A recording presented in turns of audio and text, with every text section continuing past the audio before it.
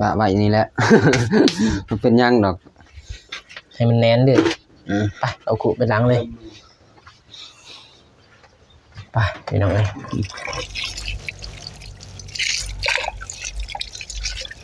มันคือนาบอมิกอยากทำลายกันได้นี่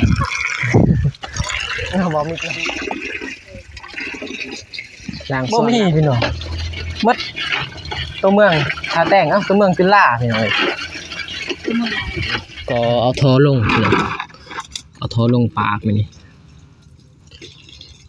กันมืออื่นได้มากก็มีแต่เท่พี่น้องเอ้ยทีมงานเขามาปูนแล้วก็งุ่มกระติบตุบเลยนะนี่3 คนพี่น้องเอ้ยสู้บ่สู้โอเคเฮ็ดห้องน้ำน้องลอยกับทีมงานเฮาก็เป็นสะพานบุญพี่น้องเอ้ยเฮ็ดห้องน้ำของน้องลอยให้แล้วเสร็จสมบูรณ์เพื่อให้น้องลอยกับครอบครัวน้องลอยได้ใช้พี่น้องเอ้ยก็ขอให้เพิ่นมีแต่จะได้ความใครยาสุมีพี่น้องให้ร่ำให้รวยเฮงๆปังๆยิ่งขึ้นไปพี่น้องเอ้ยพี่น้องมีแต่ว่าพอกันใหม่ EP หน้าก็สิขอตัวลาไปก่อนพี่น้องพอกันใหม่คลิปหน้าคลิปนี้ขอกล่าวคำว่าสบายดีเด้อพี่น้อง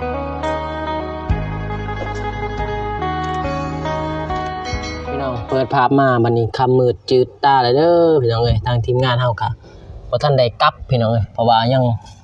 จากตัดหลังคาแล้วพี่น้องแต่เช้านิดอัปเดตพี่น้องหลังคากับเบามิกพี่น้องก็ผสมปูนไว้อีก3 คุ4 คุพี่น้องเอ้ย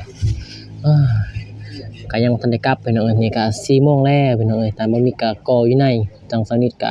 ตัดคลิปพี่น้องเอ้ยถือว่ารอท่าทางปูนเบามิกหมดก็เช้านิดตัดพออยู่เนาะก่อนอื่นก็กราบทักทายสบายดีเด้อพ่อพี่น้องเมื่อสุคนว่าจะเป็นภายในหรือว่าต่างประเทศก็กราบสบายดีพี่น้องเข้าสู่2เบาสายซะแนวคือเก่าคือเดิมพี่น้องเอ้ยมื้อนี้ก็คือเก่าพี่น้องเอ้ยมา3 คนทางนิดมาตำลังพี่น้องเอ้ยตอนเบาสายอัปเดตตอนใหญ่สยัวใหญ่สยัวสาวนิดทันมาพี่น้องเอ้ยแต่ตอนนี้สาวนิดก็ตามมาตำลังเนาะก็รอลุ้นคลิปก็ไปนํกันพี่น้องเอ้ยตอนนี้ค่ำมืดแล้วกับทีมงานเราก็ยังทันได้กลับพี่น้องก็บ่มีเพิ่นก็อันนั้นปากวิดพี่น้องอยู่ในเดี๋ยวเขาไปหาเพิ่นก่อนพี่น้องเอ้ยก็เดี๋ยวไปพี่น้อง FC บ่ทุกคนเขาไปเบิ่งไปนี่สาวนิดพี่น้องสวัสดีเด้อสาวนิดสวัสดีเด้อสวัสดีทางบ่าวซ้ายโดยสบายดีเด้อบ่าวซ้ายโดยตัดคลิปบ่อย่างนี้โดยได้ลงคลิปนำเพิ่นเด้โดยมีแต่รอท่าเอิ้นปูนจึงเอาเดี๋ยวเข้าเบิ่งบ่มีก่อนเด้อรอท่าส่งปูนทางนอกในการที่ว่ารอท่าตัดคลิปไปนำสบายดีเด้ออ้ายเลยเส้นทางกันอยู่ถึงเนาะโอ้บ่มิกสวัสดีเด้อบ่มิกสบายดีเด้อสบายดีเด้อสบายดีค่ำมืดแล้วพี่น้องเอ้ย4 โมงแต่ว่ายังทันค่ำทางนี้ตะเว้นยังออกอยู่แต่ว่างานบ่แล้วเนาะบ่มิก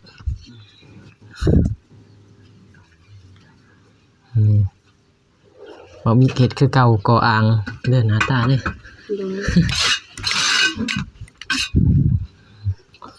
บ่มีก่ออ่างบ่สูงบ่มีเพื่อเท่เลยบ่นี่โอ้โดย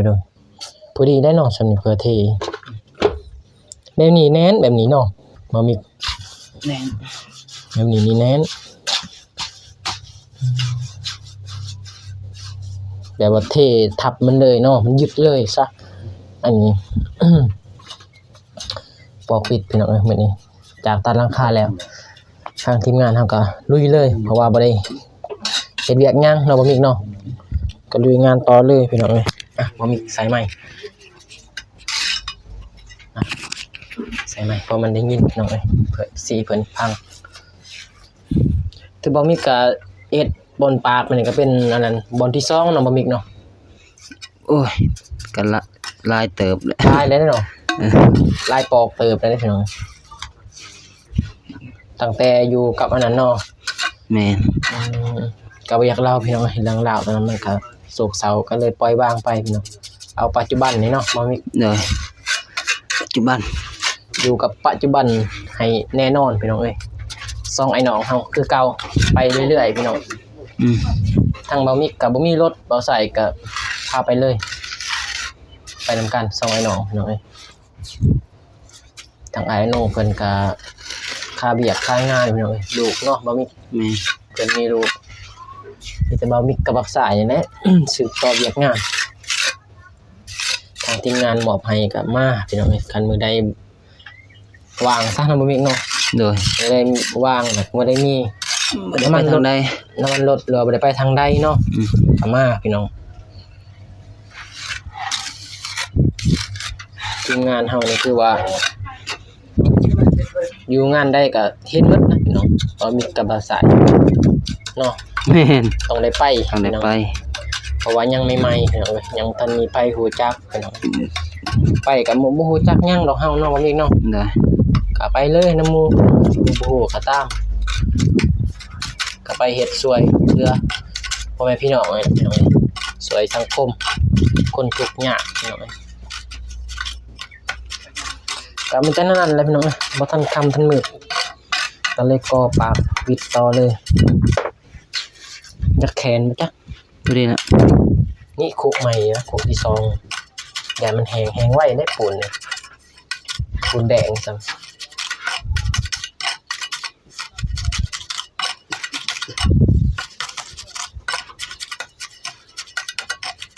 ทางขาครับ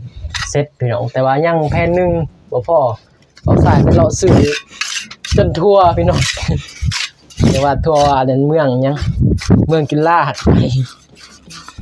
บ่มีพี่น้องเอ้ยมีแต่เมืองท่าแต้งพุ่น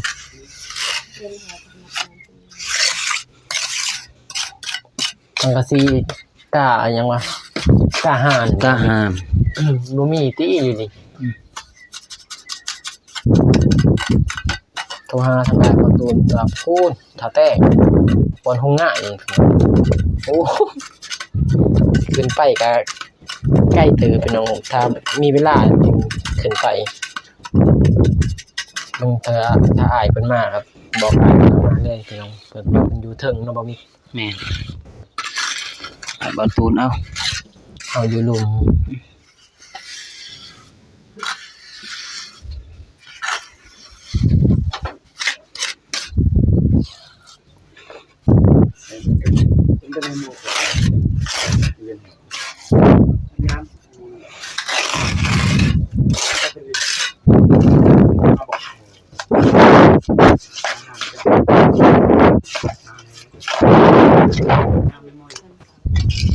ออกวิดเด้อ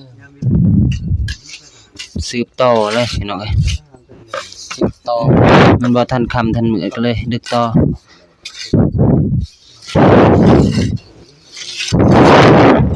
ก็บ่พาไปทำบางเทื่อก็กอนี่ปะไว้เนาะมันแห้งแล้วบ่ แม่น เพื่อให้มันจับซะ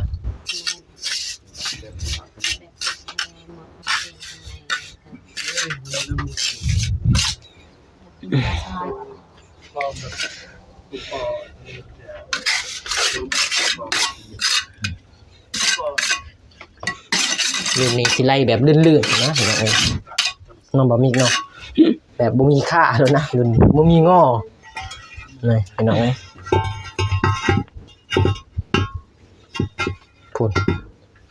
พอดีบ่ ไล่ออกมาเนี่ยไล่ออกมาจังนี้ลงเลยเนาะของง้อยังจะค่าทำเบิ่ง สิได้เทอีกบ่ลุม เอา เด้ เทอยู่ลุมให้มันนั่นน่ะเด้ แล้วก็ลูกคัดมัน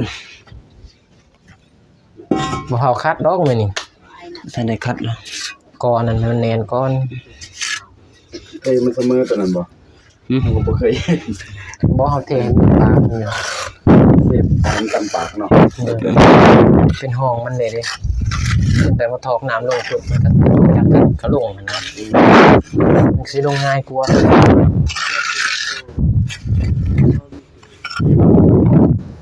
บางคนใส่ของงอนี่ค่าเลยบางทีทอกน้ำแห้งๆจริงมันลงบางทีนี่ สูตร คันทอ ให ก ม่ น้ำบ่แห้งบ่ลง บ่มีเข็ดสูตรใหม่ สูตร พี่น้องเรือปูน2คู่พอดีแหละพี่น้องบ่มีพอดีคำแหละ อื่นมาอันใดบ่ตูนซื้อสังกะสีมากก็ซื้อต่อมุ่งเลยแล้วก็เทมื้ออื่นน่ะบ่มีเนาะ แม่น เทแล้วก็คัดมันน้อยอืม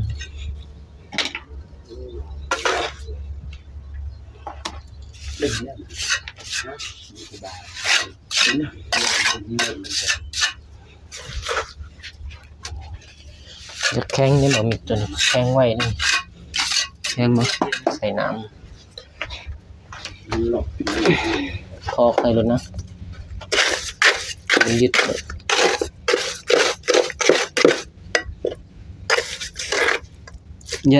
อย่าให้เขาไปสั่นเด้อทอเด้อเพราะว่าคอยเอาปูนโอกน้องยัดมาทันแหนน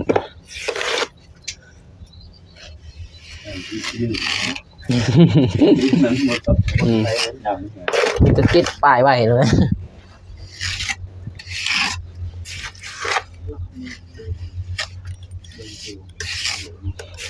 ใส่ปิดเลยมันมีปิดถึงนี่เนาะ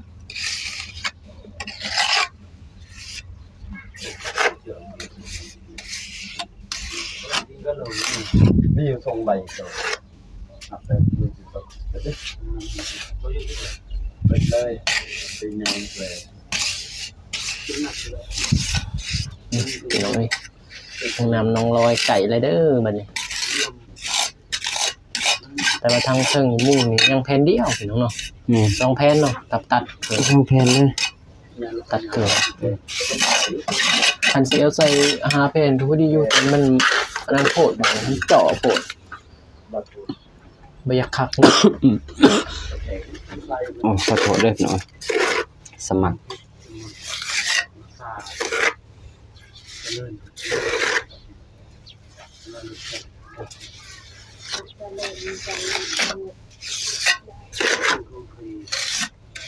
จังเบ็ดนู่นไม่โดยไรอิสลีมันอยู่เลยนักคนนักแต่ที่นอก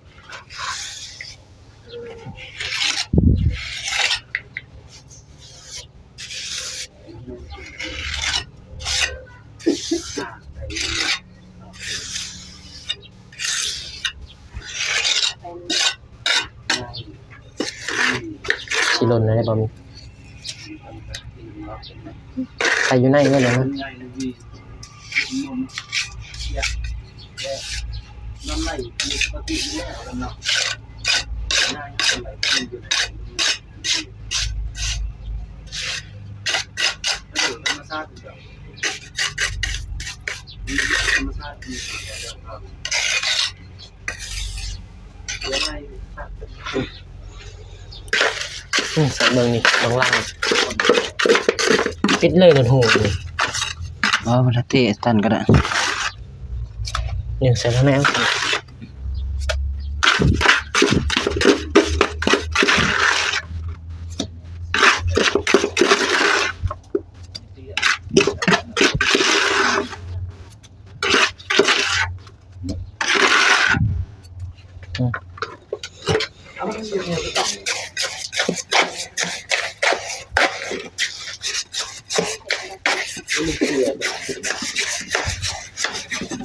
เหลือปูนคู่สุดท้าย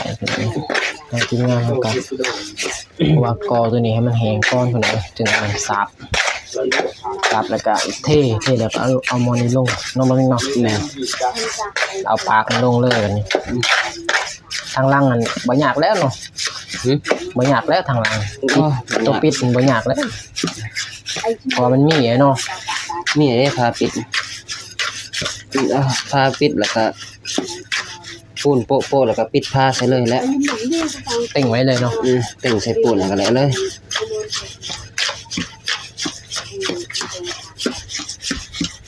chiều dầu บ่อย không có dùng gạt lại dùng xe มีเยอะ dùng xe như thì gì rồi mà tôi đâu quên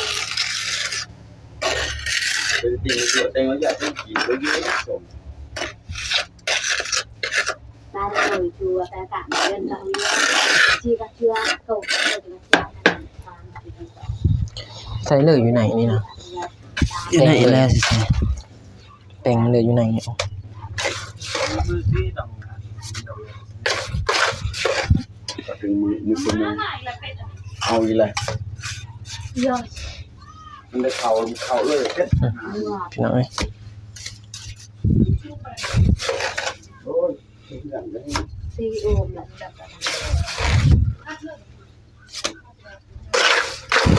เลยในใจมัน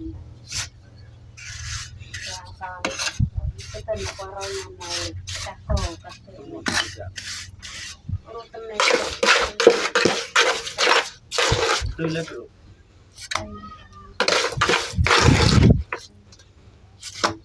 ถือว่ารอปูนแห้งมีแต่ซาบเนาะบ่บิ๊กเนาะซาบแล้วก็เท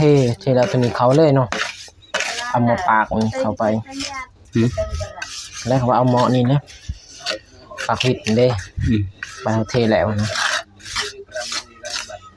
tentang hiburan kahit daw pun kajian di bandar tempat orang kerja เป็นจำจาเลยเขารันนี้เจ็ดเลย kalau ni มีแต่ใส่บนนี้สูงๆยันมันนั่นน่ะ ตัวมาจาก มันขึ้นไปถึงนะ lebih keren kita ni sih bang คือดีใส่หมดเลยเดี๋ยวตอนนี้ ยังบ่พอซ้ำซั่น แล้วยังบ่พอกันใส่ผ้าไว้เลยก็ได้ปัดซาบใส่เพิ่มอีกเพราะว่าให้มันสูงในเบื้องนั้น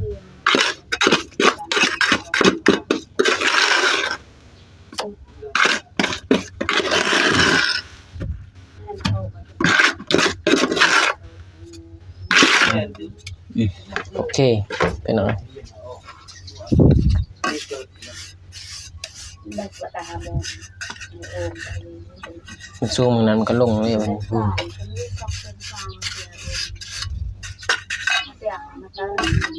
ยืนกันนั่นนี่แล้วใส่ ยืน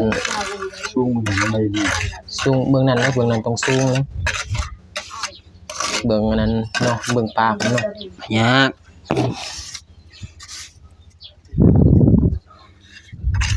ก็ใส่ยังไงเลยเพิ่งมือจะมีสีนึงโอ้ทำมาเขาว่าเฮ็ดเองแล้ว แม่นบ่ ยากแล้วคอยยังยากอยู่นี่คอยมีแต่เพิ่นเลยเฮ็ดเพราะว่าในเพิ่นลายเลยนะสำหรับแบบมันบ่บิ๊กเนาะลายห้องน้ำมันเฮ็ด เนี่ยมันจะแบบนี้แหละไล่ง่ายดีเวลาเราถอก ทอกน้ำนิดเดียวมันก็ลงน้ำของไม้มัน คืออยู่แต่มื้ออื่นอีก ก็คำมืดเลย นี่แหละ พอดีแล้วเป็นไงไปพี่น้องเอาขู่ไปเลยบ่มีเสร็จสมบูรณ์พี่น้องมีแต่รอสาบเทก่อนถึงสาบลองใส่เบิ่งบ่มีโอเคอยู่บ่โอเคพี่น้อง ปะไว้นี่แหละ มันเป็นหยังดอก ให้มันแน่นเลยไปเอาขู่ไปล้างเลยไปพี่น้องเอ้ย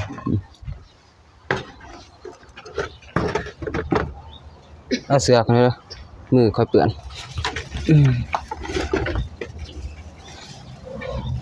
อ้อ อย่าล้างมือล้างตีนสาวนิด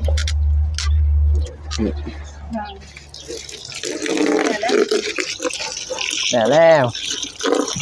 โอ้ยล้างมือพี่น้องเอ้ยเพื่อออกเดินทางพอดีคำสำนีแหล้วเพื่ออาบน้ำอาบในพี่น้องเอ้ยเหนื่อยจ้ะ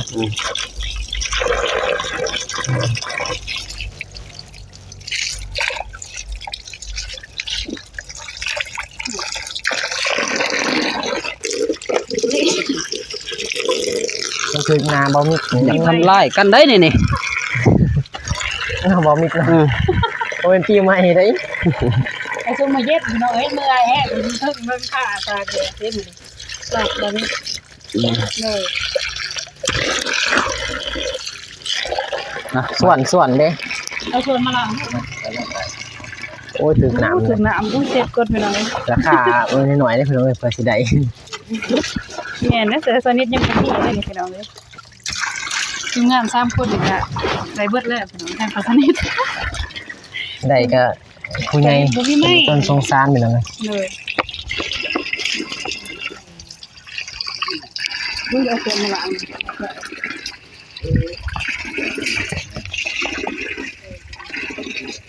ล้างส่วนล้างอุปกรณ์เฮาพี่น้องเอ้ยหลังคายังแผ่นหนึงพี่น้องเอ้ยไปหาเลาะซื้อแล้วเบาสายขับรถจักรไปเลาะซื้อบ่มีพี่น้องหมดตัวเมืองท่าแต่งตัวเมืองจุฬาพี่น้องเอ้ย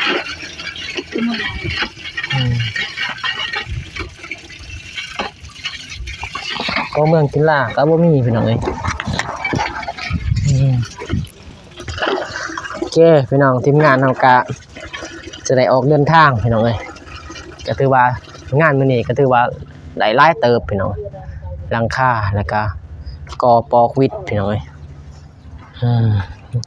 หลังก็ขุหลังก็ยังเรียบร้อยนี่ก่อเอาท่อลงพี่น้องเอาท่อลงปากมื้อนี้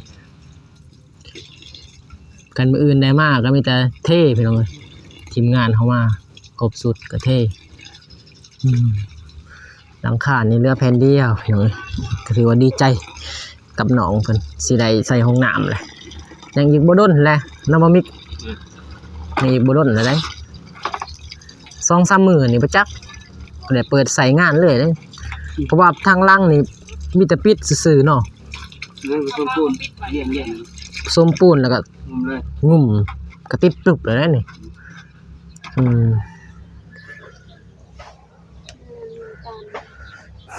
บ่ได้ยากพี่น้องก็คือบนเนื้อความพยายามพี่น้องเบาใส่กับเบามิกแล้วก็สาวนิดพี่น้องมื้อนี้3คนมุงหลังคากับอันนั้นอีกอันนั้นพอน้องร้อยแล้วก็แม่น้องร้อยสวยพี่น้องเอ้ยทีมงานเฮา สวยเรือกันพี่น้องเพิ่นก็ใจดีพี่น้องสวยทีมงานลาวไต่เฮาโอเคพี่น้องเบาใส่กับเบามิกกะ ที่พี่เลย ก็ถือว่าเป็นเวลาสมควรแหละก็ออกเดินทางให้เลยไปมามิกเดี๋ยวมาจบคลิปไปพร้อมๆกันสนิทเพิ่นมาบ่ก็มาเด้อจบคลิปแล้วเด้อพี่น้องเอ้ยมานี่ทีมงานมื้อนี้3คนพี่น้องเอ้ยสู้บ่ สู้ โอเคพี่น้องก่อนอื่นก็ขอมกขอบใจทางผู้ใหญ่ใจบุญที่ช่วยเหลือน้องร้อยเฮ็ดห้องน้ำน้องร้อยกับทีมงานเฮาก็เป็นสะพานบุญพี่น้องเอ้ยเฮ็ดห้องน้ำของน้องร้อยให้แล้วเสร็จสมบูรณ์เพื่อให้น้องร้อยกับครอบครัวน้องร้อยได้ใช้พี่น้องเอ้ยก็ขอให้เพิ่นมีแต่ความสุขความเจริญเด้อพี่น้องปรารถนาสิ่งใดขอให้ได้สิ่งนั้นให้ได้ดังปรารถนา